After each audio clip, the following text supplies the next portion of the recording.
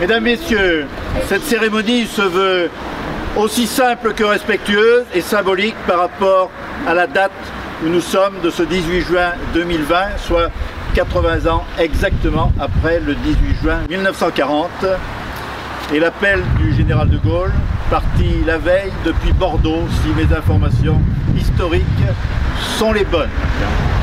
Nous allons faire très simple, je vais d'abord vous lire le texte qui est celui de l'appel de ce 18 juin 1940, puis nous déposerons avec les enfants une gerbe au monument aux morts et simplement, mais je le répète, respectueusement, une minute de silence en souvenir de ces atrocités et de leurs conséquences.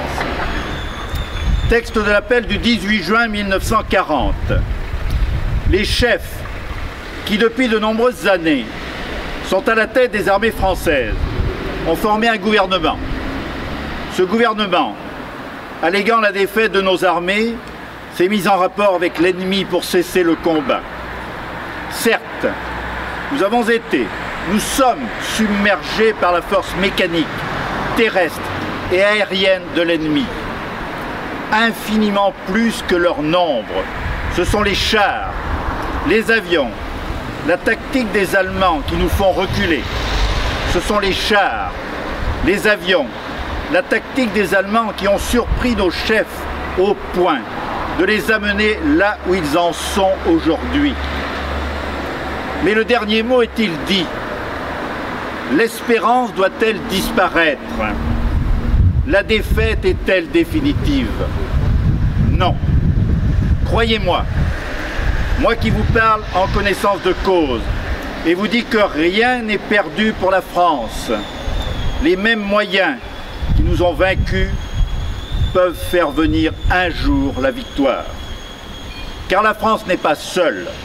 Elle n'est pas seule. Elle n'est pas seule. Elle a un vaste empire derrière elle.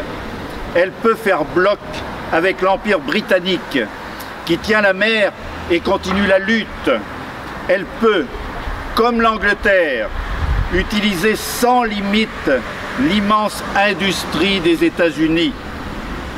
Cette guerre n'est pas limitée au territoire de notre malheureux pays. Cette guerre n'est pas tranchée par la bataille de France. Cette guerre est une guerre mondiale. Toutes les fautes, tous les retards, toutes les souffrances n'empêchent pas qu'il y a dans l'univers tous les moyens pour écraser un jour nos ennemis.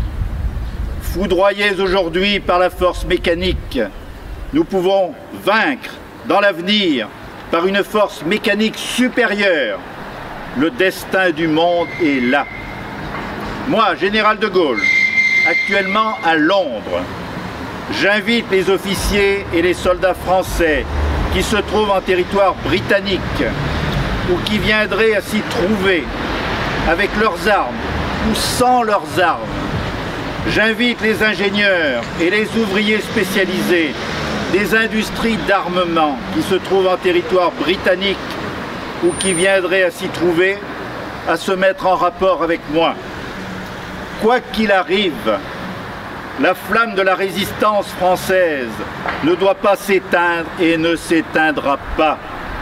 Demain, comme aujourd'hui, je parlerai à la radio de Londres.